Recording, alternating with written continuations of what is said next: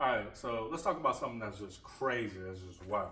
When you filled out that Social Security application, right, that wasn't just a form. That was literally your book entry.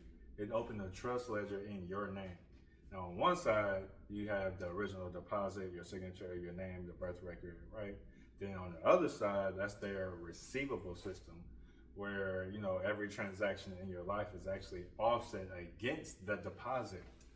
You thought you were receiving the benefits, but in truth, you're actually the source, the depositor of the equity, the grantor of the asset, equitable asset, all right? The source of the value. Now, let's talk about what the Social Security Administration actually gives you when you request the documents. I literally have it. I can show you. It sends you a certified abstract with just a printout with your number. It's what we call a Numident. It's a photograph of your original application with your signature on it. That's what it is. Or I'm sorry, your original application with your parents' signature on it, because they're the one who's got it for you, right? So that's your original deposit, your book entry, the moment your legal estate was actually created. So in accounting, this is called a T ledger, and that was your original book entry, your original book entry deposit. So now, on the creditor side, or the grantor side of the asset, and that's where you reside. That's who you are, the creditor in the public, and the grantor or the depositor of the equitable asset in the private. Now, they're actually on the debtor side, except they actually reversed it so that you feel like you're on the debtor side and they're on the creditor side, and they just give you money. But that's not how this actually works. The public can't even exist. Banks can't even exist without us in the private and giving them value for them to convert.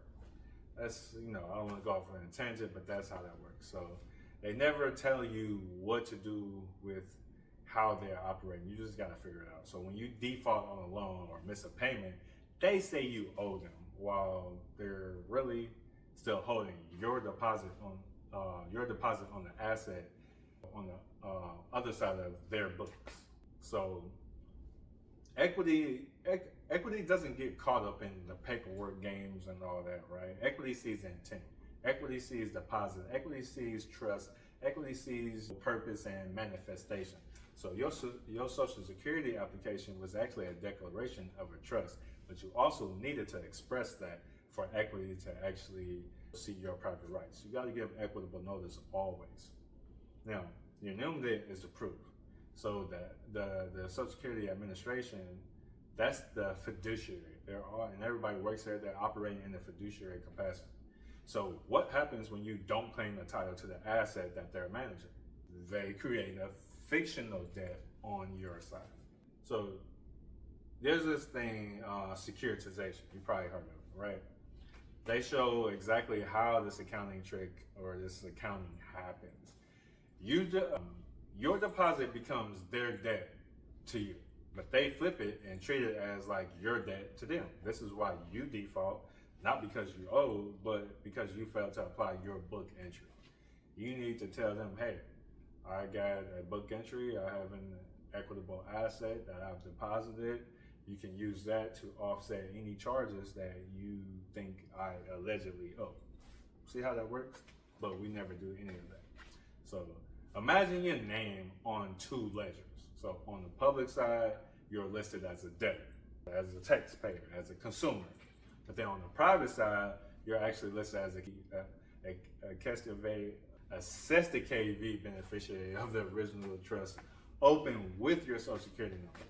See, that ledger is active, and it always has been, but nobody told you how to, perfect the title, accept the trust, instruct a fiduciary, or whatever government agency or bank or creditor, right? They're literally waiting.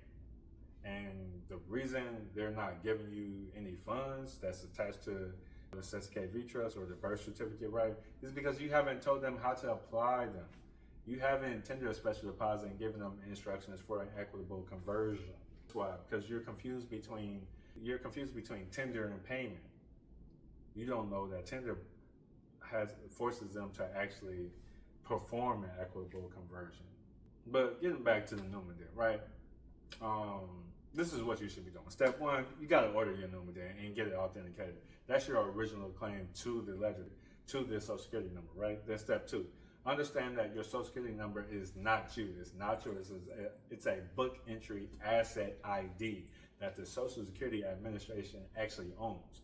If you look at your social security number right now, on the back of the card, it says, if lost, return to the SSA, all right? Now, step three, start treating your name as a trust estate, not as a debtor. So when you receive the documents with that red ribbon on it and no signature required, that's them saying, hey, we can't claim this. We need your acceptance. They're forbidden from converting your equitable asset without your permission. That's why authentication doesn't require a signature, because they need your active intent to actually collapse the default and assert the claim. Does that make sense? Now, you know, what I'm breaking down now is a bit more for the advanced people who've been doing this for a while. It's time for me to put some more information out there, all right? So now, just keep it moving. Every mortgage, every loan, every credit card that, you know, uses social security number to actually initiate the back-end funding from the fund that's attached to your straw man, right? The Sesicate V Trust. Here's what they're not going to tell you about that. You're actually the issuer of the commercial entity. So your signature is what actually activates the security. So your social security number is what ties it to the treasury. And then your non-claim is it like, if you don't make a claim or try to perfect title or any of that, then that actually lets them treat you like you're a debtor. You're a defendant, you're just another number out there. You get no respect. So what's the remedy? You have to accept the trust. You have to issue a presentment. You need to instruct them to apply your book entry as satisfaction of the debt, to basically offset the debt. That's not fraud, that's equity, that's accounting, that's your private right. And this is exactly what I mean when I say people don't know that. They don't know their standing, they don't know their status, they don't know their private rights, they don't know that they can have a private trust with private assets and so on and so forth. But this is why you're here, tapped in with us for this training. And quite frankly, that's what I love to educate people on, their private rights, so that they can defend themselves against government agencies, creditors, and banks that actually violate the Constitution. So I want you to join Matisse Academy as a black sheep, right? Because the journey is just too complex to just be walking alone, trying to figure it out and piece it together, get on YouTube and all that. Don't even know if they got the right information, really. That's why I created Matisse Academy. You know, it's a community of black sheep. Because right now, I know you don't have anybody to talk to about this information, and the people that you do talk to, they're not trying to hear it. They think you're gonna get locked up. A whole bunch of stuff, right? I get the narrative out there, but they're also not the one who's studying. They're not the one that's here today watching this. So that's why I want you to join Matisse Academy as a black sheep. It's just $97 a month. This is what comes with it. You're gonna get live training on exclusive equity and trust and private processes. And we got pre-recorded classes as well. You're gonna get access to documents and templates and guides. You're gonna get step-by-step guidance on actually handling book entries and ledger claims and the equity and everything that you do and how to protect it. We also have a full affiliate program too. To that $97 a month membership that you got for joining, you can actually just refer 3 people to the community, and that's gonna cover your $97.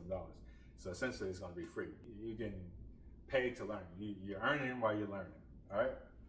And then that's residual too. So as long as whoever you referred is in the community, then guess what? You're gonna get paid residually. You can turn this into a side hustle, go from hundreds a month to thousands a month.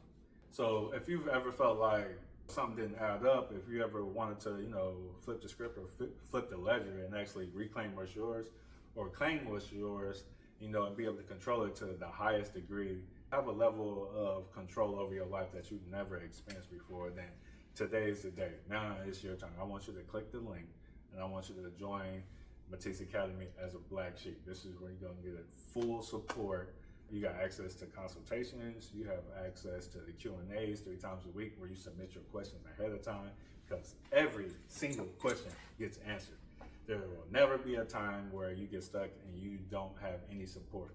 You even got support inside of the community. You can post your questions. You can talk to people that's been there, that's done that, that failed, that can help you make sure you don't fail. People have been there and they actually won. All right.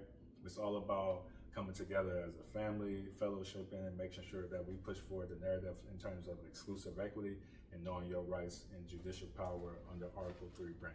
All right. So I love to work with you, and I see you on the inside. Let's get to it. Matisse Academy. Welcome to the Black Sheep family.